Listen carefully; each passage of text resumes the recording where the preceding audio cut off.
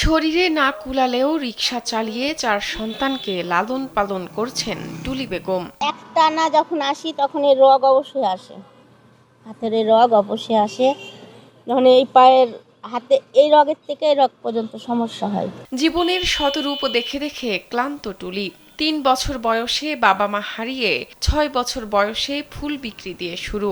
একসময় খালার কাছে ঢাকা গিয়ে খালাকে আর খুঁজে পাননি। এরপর গার্মেন্টস ফ্যাক্টরিতে চাকরি নিয়ে কিছুদিন কাটে তার। কখনো আবার মানুষের বাসায় কাজ করেছেন গৃহকর্মী হিসেবে। বড় হই তখন ঢাকা শহরে আমার খালা থাকতো, আমার খালার কাছে উদ্দেশ্যে রওনা দিয়েছিলাম যে আমি হারিয়ে গেছিলাম। হারা যাওয়ার পর আমার খালাকে না পাওয়ায় আমি ঢাকায় এক গার্মেন্টসে চাকরি নেওয়ার জন্য গেছিলাম। কদিন কাজ করেওছি, কিন্তু আমার কাজ ঠিক মতো করতে পারছিলাম না দেখে বাইর করে দিয়েছে। লোকের বাড়ি কাজ করেছি, আমাকে পানি দেওয়া ভাত খাইয়ে খাইয়ে রেখেছে, গরম ভাত কখনো খেতে দেয়নি। তারপরে আমি রাস্তাঘাটে থাকি, কখনো বেলুন বিক্রি করি, কখনো পলিথিনের ব্যাগ আটানা চারানা কিনে 1 টাকা 8 চারানা বিক্রি করি। আবার আপনার বকুল ফুলের মালা, বিভিন্ন রকমের মালা, পানি জারকিন করে পানি বিক্রি করি। এইভাবেও জীবনযাপন করেছি। স্যান্ডেলিনা সো, রূপচর্চায় আভিজাত্য। এক সময় ঢাকা থেকে আবার জন্মস্থান রাজশাহীতে ফিরে যান তিনি।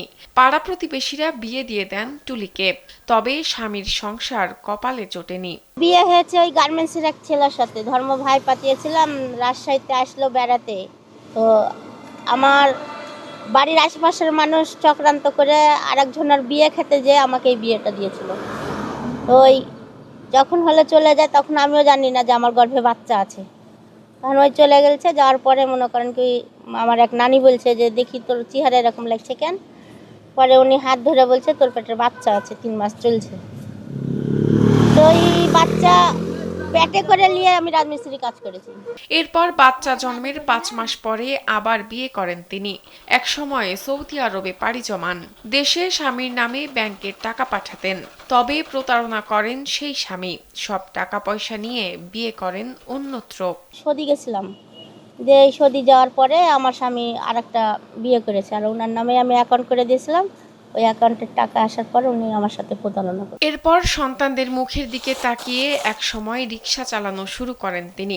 বর্তমানে রাজশাহীর পবা উপজেলার বরগাছি ইউনিয়নের মালপুকুর গ্রামের সরকারি আশ্রয় কেন্দ্রে থাকেন তিনি। সেখান থেকে 25 কিলোমিটার রিকশা চালিয়ে রাজশাহী শহরে সে রিকশা চালান। আমি চাই না যে রিক্সা চালিয়ে আর দিন যাপন করি। আমি চাই যে আমি ঘরে বসে যদি আল্লাহ একবেলা অন্ত একবেলা খাওয়ার ব্যবস্থা আমার আল্লাহ যদি হতো, তাহলে আমি গাড়ি চালাতাম না। রিকশা চালাতে কষ্ট হলেও দিনের পর দিন রিকশা চালিয়েই 4 সন্তানকে লালন পালন করছেন টুলি। তবে এবার অবসান চান এই রিকশা চালকের জীবনের। শাহনাজ পারভীন, কালবেলা।